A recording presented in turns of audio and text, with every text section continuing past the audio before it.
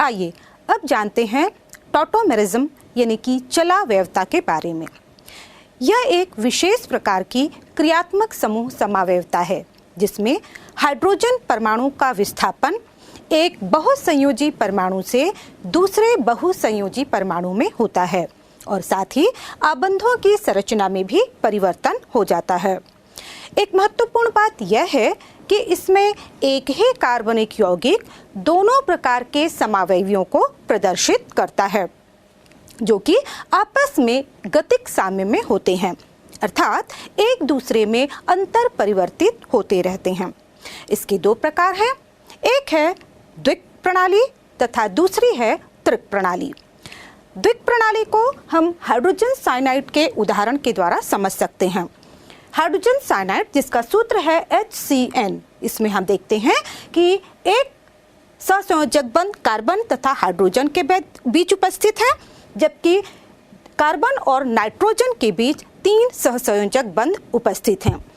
जबकि हम इसके दूसरे समावयवी हाइड्रोजन आइसोसाइनाइड में देखें तो कार्बन यहाँ पर हाइड्रोजन जो है वह नाइट्रोजन परमाणु से जुड़ा हुआ है एक सहसंयोजक बंध के द्वारा, जबकि नाइट्रोजन और कार्बन के बीच 2 सहसंयोजक बंध तथा एक उप सहसंयोजक बंध उपस्थित है।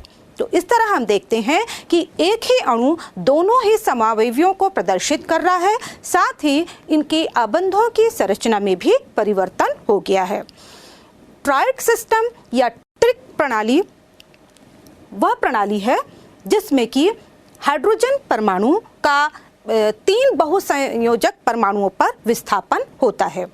उदाहरण के लिए इस सिस्टम को हम कीटो इनोल सिस्टम भी कहते हैं और इसमें आप उदाहरण ले सकते हैं एसिटो एसिटिक एस्टर का, है ना। इसमें आप उदाहरण देखेंगे, यहाँ पर आप देख रहे हैं ये एसिटो एसिटिक एस्टर का उदाहरण है जिसमें आप देख रहे हैं कि जो मेथाइल मूलक है CH3 समूह है उससे जुड़ा हुआ जो कार्बन है ना, और वहां पर दूसरी ओर आप देख रहे हैं जो कीटोनिक समूह आपको दिख रहा है C डबल बॉन्ड O। यहाँ पर चूंकि ऑक्सीजन की इलेक्ट्रोनेगेटिविटी ज़्यादा होती है इसलिए यह कार्बन और ऑक्सीजन के बीच जो द्विबंध है उसके इलेक्ट्रॉन जोड़ों को अपनी ओर आकर्षित कर लेता है, जिससे इलेक्ट्रॉन जोड़े उस पर चले जाते हैं और ऑक्सीजन पर एक ऋण आवेश आ जाता है। अब यहाँ पर चूंकि अस्थायित्व उत्पन्न हो गया है इसलिए अब जो अल्फा कार्बन है ना, जो क्रियात्मक समूह से जुड़ा हुआ जो अल्फा कार्बन है, अल्फा और कार्बन तथा क्रियात्मक समूह के बीच जो कार्बन कार्बन का इलेक्ट्रॉन जोड़ा है वह कार्बन ऑक्सीजन के तरफ शिफ्ट हो जाता है और वहां पर पुनः द्विबंध बना लेता है।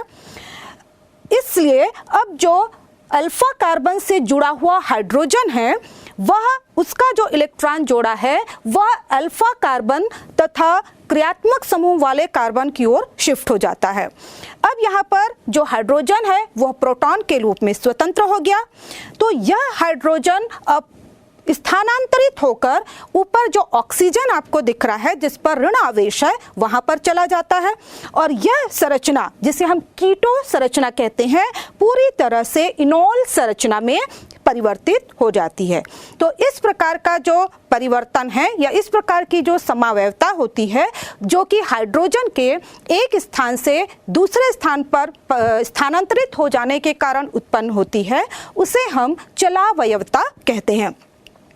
यहाँ पर आप देख रहे हैं कि कीटो इनोल जो सिस्टम होता है उसमें कीटो संरचना ज़्यादा स्थायी होती है इनोल संरचना के तुलना में। ऐसा इसलिए कि आप देखेंगे कि यहाँ से जो हाइड्रोजन स्थानांतरित हो रहा है वह कौन सा है, अल्फा कार्बन से है, और यहाँ पर कार्बन तथा हाइड्रोजन की जो ऋण विद्युतता है उसमें ज़्यादा अंतर नहीं होता है।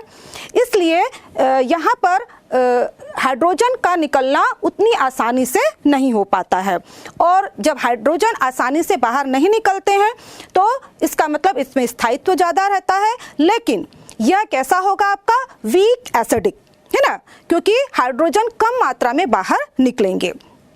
दूसरी ओर हम देखेंगे कि जो इनॉल सिस्टम है वहाँ पर जो हाइड्रोजन है वह ऑक्सीजन से जुड़ा हुआ है जो स्थानांतरित होता है, और ऑक्सीजन हाइड्रोजन की जो ऋण विद्युतता होती है उसमें काफ़ी अंतर होता है, और ऑक्सीजन हाइड्रोजन के बीच के इलेक्ट्रॉन जोड़े को ऑक्सीजन अपनी ओर खींच लेता है, जिससे हाइड्रोजन आसानी से बाहर निकल सकता है। और वह तो इस तरह से जो ये चलावयवता है एक ही यौगिक के अंदर दिखाई देती है, और साथ ही इसमें जो परिवर्तन होता है वह कीटो समूह इसमें ज़्यादा स्थायी होता है, जबकि इनॉल ग्रुप कम स्थायी होता है। कहीं कहीं पर इसके अपवाद भी हमको देखने को मिलते हैं। ये जहाँ तक कि एरोमेटिक कंपाउंड्स में हम देखते हैं कि यदि इनॉल सिस्टम बनने से एरोमेटिकता में वृद्धि हो रही हो तो वहाँ पर इनॉल सिस्टम ज़्यादा स्थायी होता है। इस प्रकार की जो चलावयवता होती है उसके लिए दो चीज़ें महत्वपूर्ण है, जैसे कि आपको उदाहरण से भी समझ में आया होगा।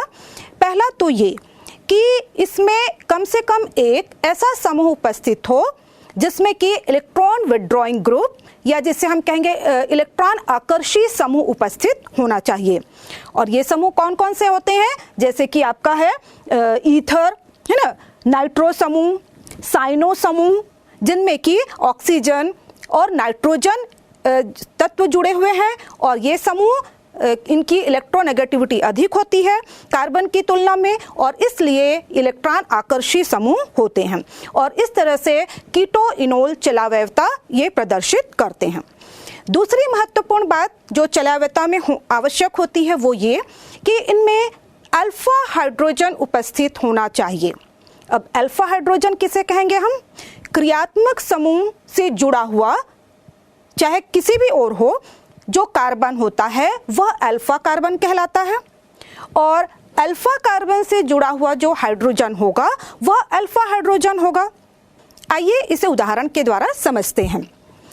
अब देख रहे हैं साइक्लोहेक्सेनोन, जिसमें एक कार्बन पर कीटोनिक समूह उपस्थित है।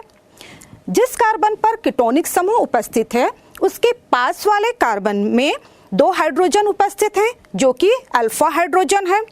अब यदि यहाँ पर ऑक्सीजन कार्बन के बीच इलेक्ट्रॉन जोड़े को अपनी ओर खींच लेता है तो उसकी पूर्ति के लिए हाइड्रोजन कार्बन के बीच का इलेक्ट्रॉन जोड़ा कार्बन कार्बन के बीच शिफ्ट हो जाता है, और वहाँ पर एक द्विबंध बनता है तथा हाइड्रोजन आसानी से निष्कासित होकर ऊपर ऑक्सीजन के पास, जिसमें ऋण आवेश आ गया है, वहां पर शिफ्ट हो जाता है और हमें इनोल फॉर्म प्राप्त हो जाता है।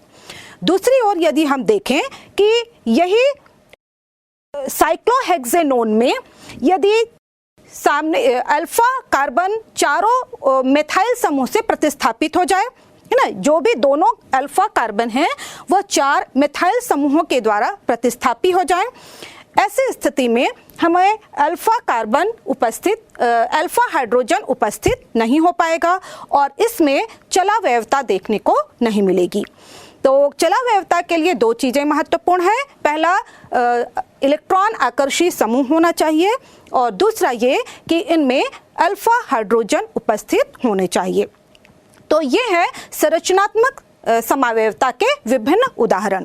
इसके बाद हम देखेंगे स्टीरियो आइसोमेरिज्म या त्रिविम समावयवता के विभिन्न प्रकारों को।